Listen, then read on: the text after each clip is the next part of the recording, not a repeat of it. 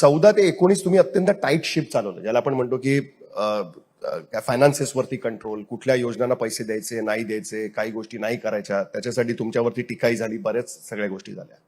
या उलट आता आपण असं बघतोय की लोकसभा निवडणुकीचा निकाल लागल्या ज्याला आपण इंग्लिशमध्ये नी जर्क रिॲक्शन म्हणतो, त्या पद्धतीने पटकन एक योजना जाहीर करण्यात आली ज्याचा 7,000 कोटीचा भार, म्हणजे त्या योजनेचा नाही, बाकीच्या इतर सगळ्या गोष्टी पकडून. हा फरक कुठे झालाय तुमच्या? तुम्ही जे ऍडमिनिस्ट्रेशनसाठी जी एक मानसिकता ठेवली होती, जे एक लॉजिक त्याच्यामध्ये ठेवलं होतं की पैसे खर्च करताना विचार करून खर्च केले गेले पाहिजेत, किंवा काही गोष्टींमुळे लोकांच्या आयुष्यात फरक पडत नसेल तर तिकडे खर्च नाही केले गेले पाहिजेत, त्या सगळ्या गोष्टींना निवडणुकीच्या राजकारणामध्ये फाटा मिळतो असं तुम्हाला वाटतं का? खास करून आत्ताच्या ज्या योजना आपण बघतो. मला काय वाटतं की प्रॉब्लेम असा झालाय की ज्या पॉझिटिव्ह गोष्टी होतात ना त्याच्याकडे फार कोणी लक्षच देत नाही, किंवा 2-2.5 वर्षात आम्ही काय बदल केले आहेत याच्याकडे कोणी लक्ष देत नाही. मला आज सांगितलं पाहिजे की आम्ही रेकॉर्ड केला.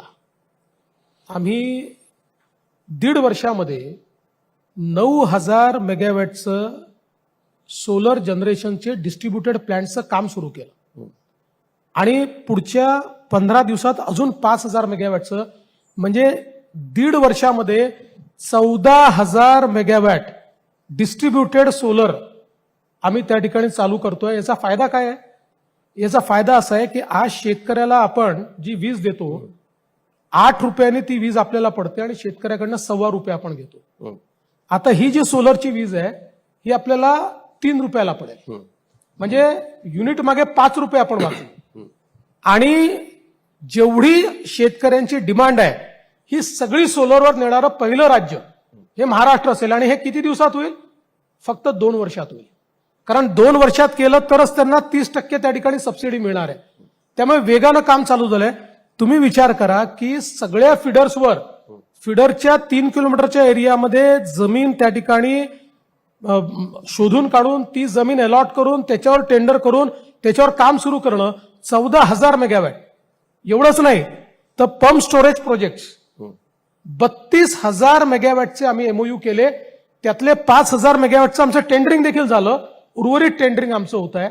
म्हणजे आज जर आपण बघितलं तर एकटं ऊर्जा क्षेत्र जर आपण बघितलं तर या क्षेत्रामध्ये जवळजवळ 1.5 ते 2 लाख कोटी रुपयाची गुंतवणूक ही त्या ठिकाणी आलेली आहे. आणि या क्षेत्राचं चित्र इतकं बदलतंय की 2030 साली आपण 50% वीज आपली सौर ऊर्जेवर, अपारंपरिक ऊर्जा स्रोतातनं करू, जी आज 13% 13%. इतक्या वेगाने होणारे हे फरक आहेत. किंवा आपण इरिगेशनचं, माझे हे आहेत म्हणून माझे सांगतो, ओव्हरऑल सरकारचं मी सांगू शकतो. इरिगेशनच्या सेक्टरमध्ये जर आपण बघितलं तर 123 ज्या योजना आहेत त्यांना फेर प्रशासकीय मान्यता आपण दिली. आणि त्यात सगळ्यात महत्वाचं की लोकांना जे अशक्य वाटायचं, वैनगंगा नळगंगा योजना, की ज्यातनं विदर्भ पूर्णपणे दुष्काळमुक्त होणार आहे. पूर्णपणे या ज्याच्यामध्ये 62 TMC पाणी, 10 लाख एकर जमीन ओलिताखाली येते. आणि कुठली येते? सगळ्या आत्महत्याग्रस्त जिल्ह्याची. आणि कुठली जमीन येते? जी 100% कोरडवाहू आहे. म्हणजे कोरडवाहूची शेती ही विदर्भामध्ये इतिहासात जमा होऊ शकेल अशा प्रकारचा प्रकल्प. हा सगळ्या गोष्टी करून आम्ही तो मंजूर केला आणि आता त्याचं टेंडर आम्ही काढतो.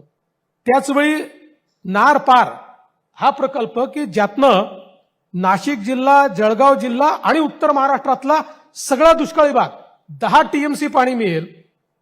हे आता अंतिम टप्प्यात मी पोहोचलो. पुढच्या 15 दिवसात त्याला टेंडर स्टेजला मी आणतोय. किंवा गोदावरीच्या खोऱ्यामध्ये 50 TMC पाणी आणणं, जे आमचं तुटीचं खोर आहे की ज्या ठिकाणी पाणी आलं तर संपूर्ण जो आमचा मराठवाडा आहे हा दुष्काळमुक्त होईल. कारण मी ही शपथ घेतली होती की मराठवाड्याच्या या पिढीने दुष्काळ पाहिला, पुढच्या पिढीला दुष्काळ पाहू देणार नाही. असा प्रकल्प हा आता अंतिम टप्प्यापर्यंत मी आणलेला आहे. आणि जवळपास या महिन्याच्या शेवटी तोही मी कॅबिनेटपर्यंत आणीन. आणि त्याही प्रकल्पाच्या सगळ्या मान्यता घेऊन त्याचं देखील काम आम्ही सुरू करू.